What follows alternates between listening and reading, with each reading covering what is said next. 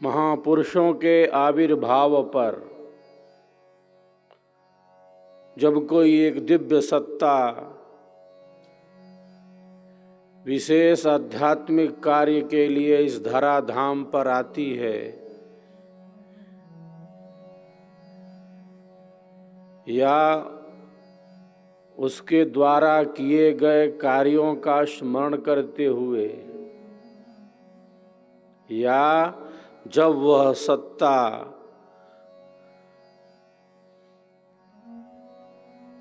इस संसार से कूच करती है, उसका तिरोभाव होता है, एक आविर्भाव है। जब अवतरण होता है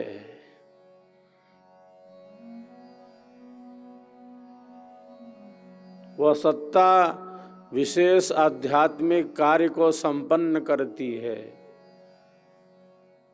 और जब उस सत्ता का तिरोभाव होता है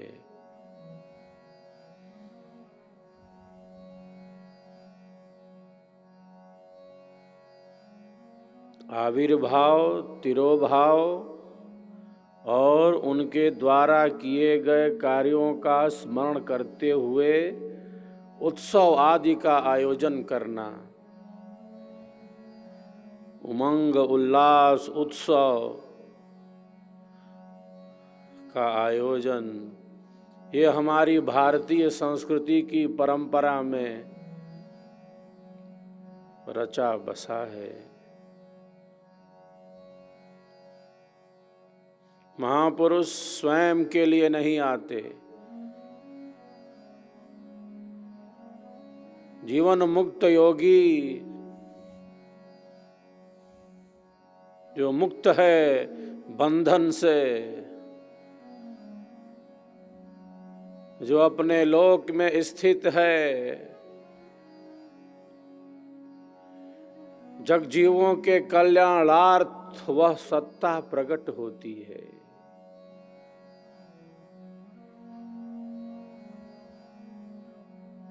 आचार्य श्री प्रथम का जब अवतरण होता है तो विहंगम योग के प्रणेता अनंत श्री सद्गुरु सदाफल देव जी भगवान अपनी डायरी में क्या लिखते हैं? आज एक योगी प्रकट हुआ, शिशु रूप में प्रकट हुआ। योगी स्व इच्छा से श्रेष्ठ कुल में, योगी कुल में अवतरित हो जाते हैं। आचार्य श्री प्रथम का संपूर्ण जीवन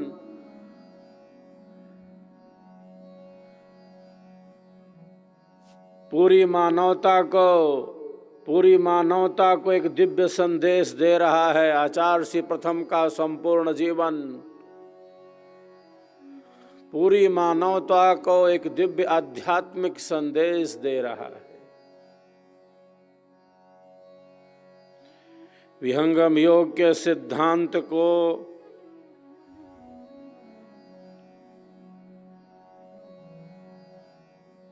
विहंगम योग की साधना को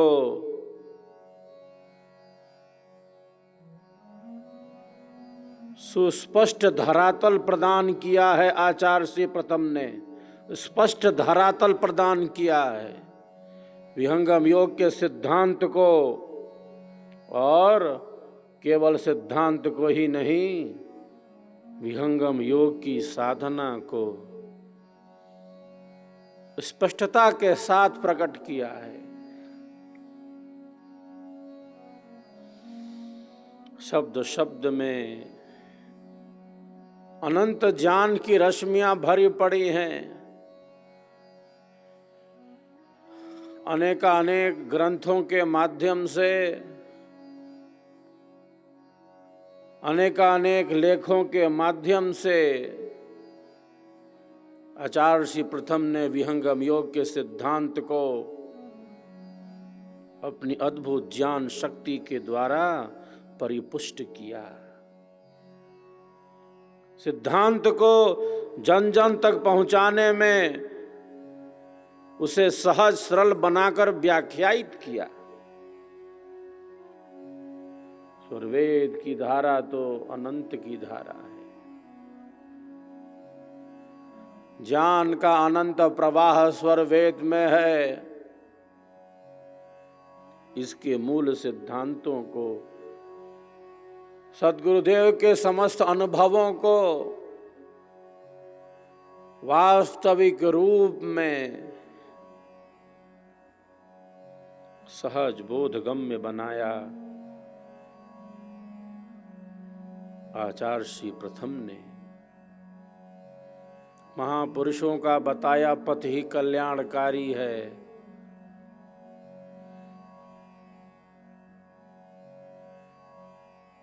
महाजनों येन गतः स पंथः। मार्ग क्या है? किधर है मार्ग? किसने देखा है मार्ग? जो स्वयं उस पथ पर चले हों।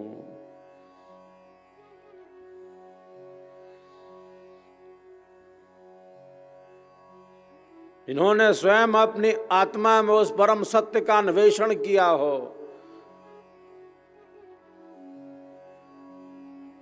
जिन्होंने सत्य की परख की हो। ऐसे महापुरुषों का बताया पथ ही कल्याण का पथ है। कल्याण का मार्ग क्या है? कल्याण का मार्ग और कुछ नहीं, जो कुछ महापुरुषों ने दिया है उस पथ पर निरंतर गतिमान रहना। चरई वेति चरई वेति। किधर का रास्ता देखा है?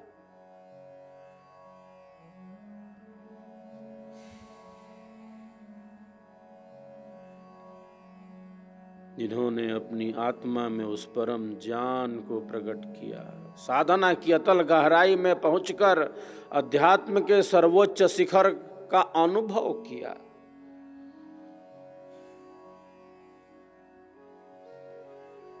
उनके प्रति श्रद्धा भाव, स्वरवेद के प्रति श्रद्धा भाव, सद्गुरु के अनुभव के प्रति समर्पण भाव।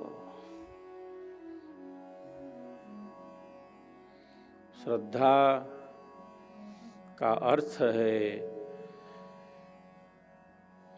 सत्य पर पूर्ण विश्वास। श्रद्धा मतलब क्या? श्रद्धा मतलब सत्य पर पूर्ण विश्वास। हमने नहीं देखा रास्ता, न इधर का न उधर का, इधर का रास्ता देखा है। जिन्होंने उस परम सत्य का अन्वेषण किया, हमने नहीं देखा तो क्या हुआ? हम हतोत्साहित हो जाएं? हमें उस मार्ग का अनुभव नहीं, हमें उसका ज्ञान नहीं, तो हम हताशा, निराशा, कुंठा, अवसाद में चले जाएं? हमने उस आवरण को हटाया नहीं, तो क्या हम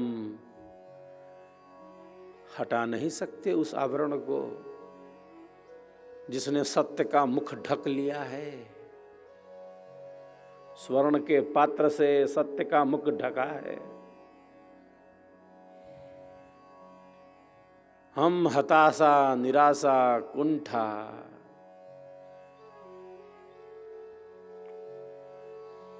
अवसाद में ना जाएं। इसीलिए एक आंतरिक धन है जिस धन को हमारे ऋषियों ने कहा श्रद्धा। गीता में योगीराज कहते हैं श्रद्धावान लभते ज्ञानम तत्परः संयतेन्द्रियः। जो श्रद्धा वाला है वह ज्ञान में स्थित हो जाता है, उसे परम ज्ञान की प्राप्ति होती है। श्रद्धा का स्फुरण सहज नहीं है, सत्य पर पूर्ण विश्वास सहज नहीं है, क्योंकि मैं, तू, यह वह, बाहर का भटकाव इतना है।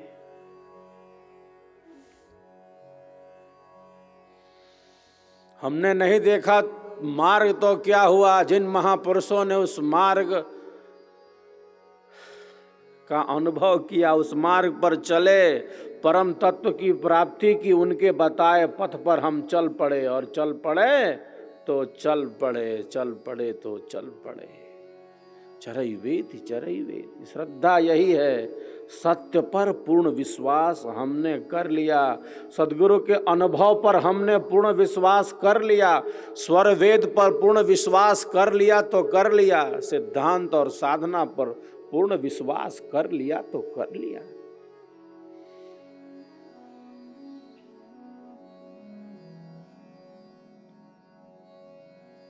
संशय नहीं कर सकते।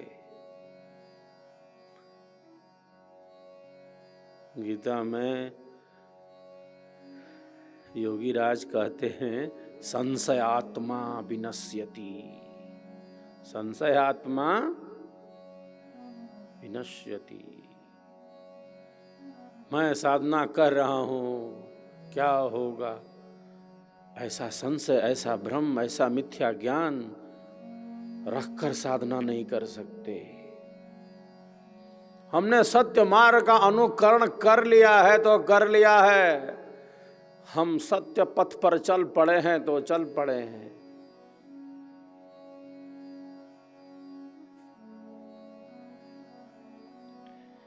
कोई भटकाव नहीं है, कोई भटकाव नहीं है, कोई अस्थिरता नहीं है, कोई अनियंत्रण नहीं है, कोई अस्थिरता तो है नहीं। जहां हमारी स्थिति है तो हमारी स्थिति है, हमारा एक मंडल है तो है, उस मंडल में हम स्थित।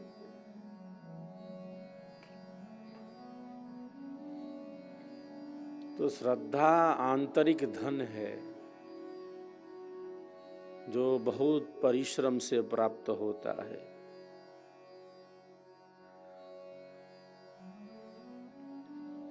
छह प्रकार की संपत्तियां बतलाई। आंतरिक धन जिसे कहा, सम, दम, तितिक्षा, समाधानता, श्रद्धा और उपरति। परति का अर्थ है वैराग्य। ये छह प्रकार के आंतरिक धन हैं।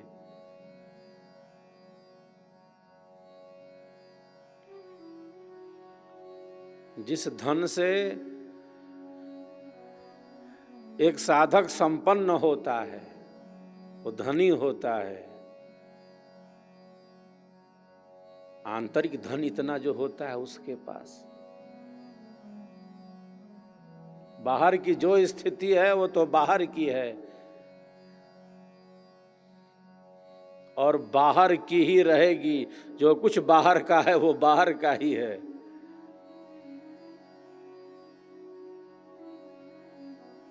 और बाहर का तो बाहर का है। बहुत बार वो हमारी आंतरिक स्थिति से हमें दूर भी ले जाता है।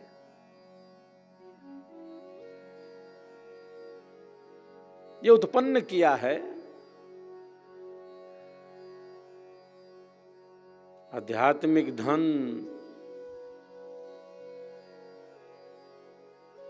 सामान्य पुरुषार्थ से अर्जित नहीं किया जाता। ये बाहर का धन नहीं है कि कुछ जोड़ लिया, कुछ तोड़ लिया, कुछ बना लिया, कुछ इकट्ठा कर लिया, कुछ जोड़ तोड़ कर लिया, कुछ सामान्य पुरुषार्थ कर लिया। अध्यात्म कोई बाहर का धन नहीं है, यह बाह्य धन नहीं है, यह भौतिक धन नहीं है, यह बदलने वाला धन नहीं है, यह विनाशी धन नहीं है। जो कुछ भी बाहर का है वो बाहर का है। आंतरिक धन श्रद्धा का धन।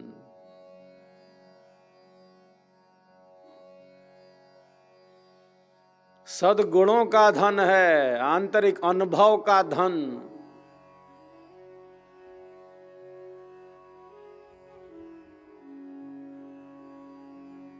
अध्यात्म में इसकी अनिवार्यता है।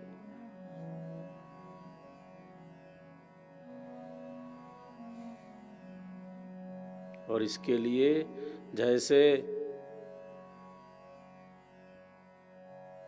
परम पुरुषार्थ हो, सामान्य पुरुषार्थ नहीं, परम पुरुषार्थ। वेद में ऋषि कहते हैं, क्षुरस्य धारा निशिता दुरत्यया दुर्गम पथस्तत् कवयो वदन्ति।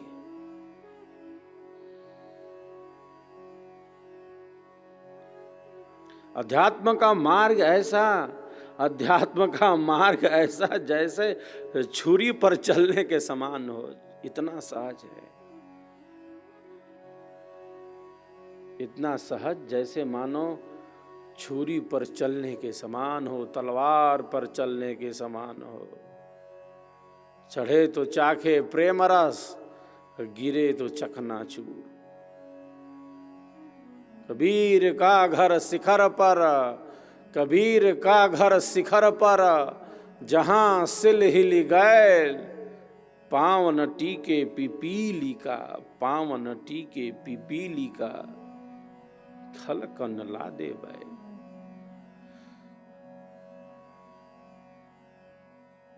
वहां चींटी का पग नहीं ठहरता। मार्ग इतना सूक्ष्म है, सूक्ष्म से सूक्ष्मतम है। मार्ग इतना प्रकाशमय है, मार्ग इतना अद्भुत है, अलौकिक है, अनंत है, असीम है।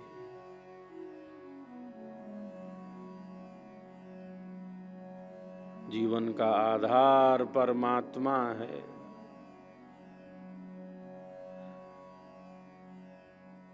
रसो वैशः आनंदो ब्रह्मेति व्यजानात्। ब्रह्म ही आनंद है, आनंद ही ब्रह्म है। रसो वैशः, जो है उसका अनुभव।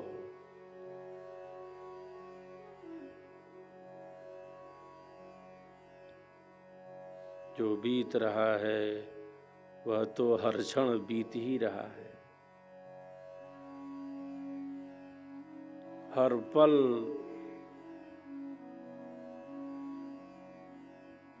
हर क्षण बदलता जा रहा है।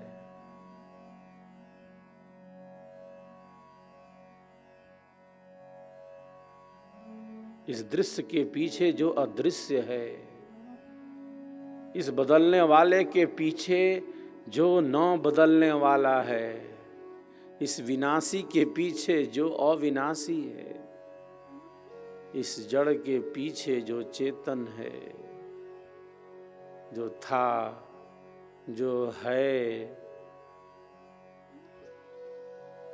और जो रहेगा, जो नित्य है, सनातन है, सहज है, निरंतर है, सदैव है, शाश्वत है।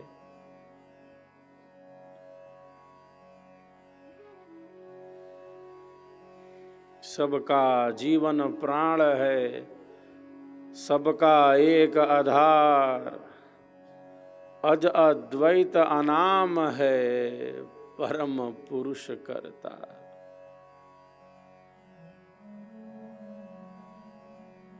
जो था, जो है और रहेगा। दृश्य बदल रहा है, वह अपने नित्य स्वरूप से विद्यमान है।